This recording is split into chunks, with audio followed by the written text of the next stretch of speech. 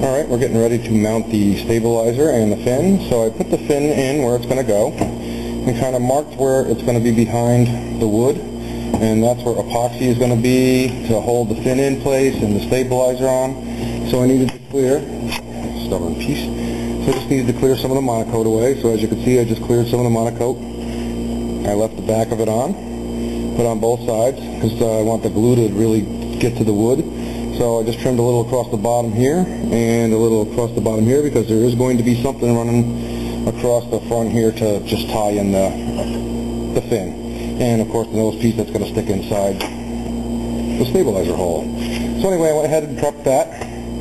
The next step we're going to do is you're going to need to mount your wing so we can find out exactly where the stabilizer is going to lay down, and then we'll cut away the monocoat that's going to sit from there on the back of it. And I'm going to epoxy it right to this plate.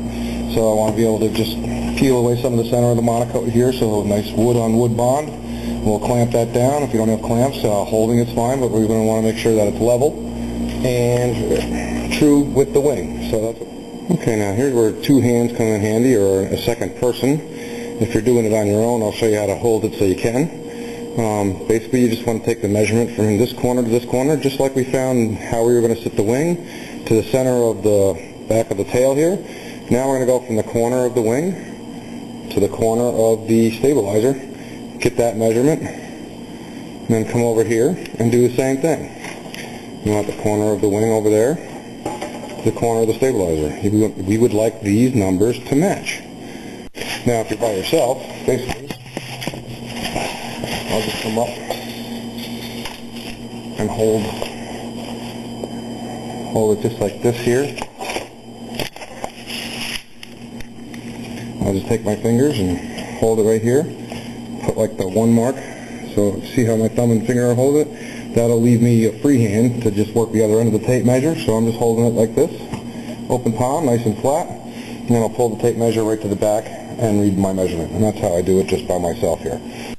So that's an easy way to do it. And then the other measurement you want would be the distance underneath, so just come right up to your stabilizer and you want to read your measurement there.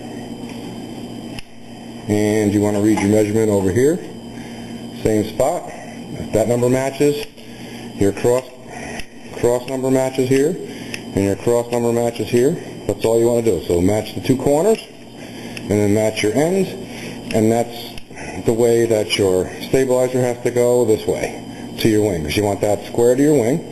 And like I said, put it on the table and measure straight down like this here to the tabletop to get your other measurement. Once you get those measurements, mark the stabilizer everywhere. That will make it easy for you to put it back on, because we're going to take it back off now after I mark it and cut the monocoat away so we can go. Okay, I went ahead and I got my measurements. Now I flip the plane back upside down, and I'm just going to take a pencil and mark right across the edge here, and mark right across the edge here, and that's where I'm going to need to cut my monocoat away. As you can see, I've got my stabilizer. This is the bottom of the stabilizer, and I cut out the part. I've got all my marks on the top. Okay, before you glue your stabilizer down, you might want to glue in your elevators. There's a little part right here, right where the bar goes in, or if you got the wood dowel and you got the two chunks that stick straight up in the air here. It's tough to get the elevators on. I mean, you can do it. I just did mine that way. But it's a lot easier if you go ahead and mount them first, then when you set it all in there, it's behind that, you don't have to try and force anything. Like I said, you can put them on afterwards, but you really need to get this corner measurement to your wing before you put these on, so you want to get all this mounted. Okay, stabilizer's on, and now we got to put the elevator on. So I'm going to take a drill bit and drill a hole, just with my hand actually, and just put it right in the center of the hinge, so that way I'll put the hinge in. Now you can either go, halfway with the hinge. A lot of people like to put a pin in there, in the hinge.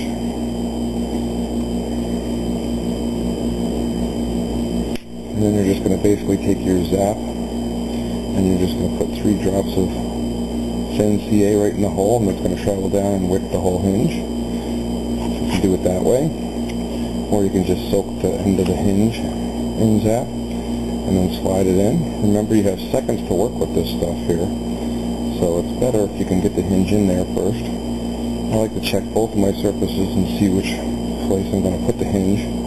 In other words, which surface does it slide in and out easier. In my particular case, it slides in and out easier on the elevators. So I'm going to go ahead and put the hinges in the stabilizer and mount them first, and that way it'll be easier to slide them on to the elevator when the time comes. And you just take your zap once the hinge is in, and just NCA, you want 3 drops right in there, and that'll get right down in there and soak the hinge. And like I said, it only takes seconds. There you go. And she's hard as a rock. So you have just a few seconds with a thin CA to make sure it's in place. So that's why it's good to drill the hole and do the gluing after the hinge is right where you want it. You can also take a pin and stick the pin right through the center of the hinge, and that'll prevent the hinge from sliding down in when you put the other ones on, if you want to do it at that point. But right now I'm just going to drill it. I got my hinges in. I'm going to put all 4 hinges in across the back and then mount the stabilizer, or the elevator. And after you glue in your elevators, make sure that you work them every now and then, just to make sure that they're going up and down so the glue's not drying hard in one spot. You're going to want to give them some good deflection, especially if you want to do 3D. You're going to want them to be comfortably going up and down. So there you go, just work them back and forth. When you go to glue this down, remember the glue is not going to go past this little center section right here for the stabilizer. That will be left for where the rudder's going to sit, or the fin's going to sit. So I put some epoxy right on the platform here, and I'm going to mix it right on here. And that way it's not going to get messy and all over everything. And I'll just mix it up real good. And that's about going to do it. So I just want it on the wood, mixing it up good. Get it right up into the top part here. And then I'm going to clamp down my stabilizer. And I have 5-minute epoxy that I'm working with. So I shouldn't have a problem as far as having enough time to position it all back in. I'll take my ruler just to double check as it's drying and tweak and move as I need to, if I need to. But I got all my marks, so I shouldn't really need to move it at all, which is all glued down. And I'm just going to go in, put this baby right on my marks. Try to get it straight as possible so I don't get epoxy on the part of the monocoat that will be visible. But there she is. I got it right on my marks. So now I'm just going to take my ruler, I'll make my checks, make sure everything's in place as the glue is drying, and she'll be good to go.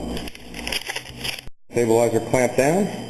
Everything is perfect as far as all my numbers go. I'm right on the money, so I'm loving life right now. Sometimes it's off a 30-second or so, but this one came out real nice. So I'm happy. And geez, it's almost time to fly it. I'm getting excited now.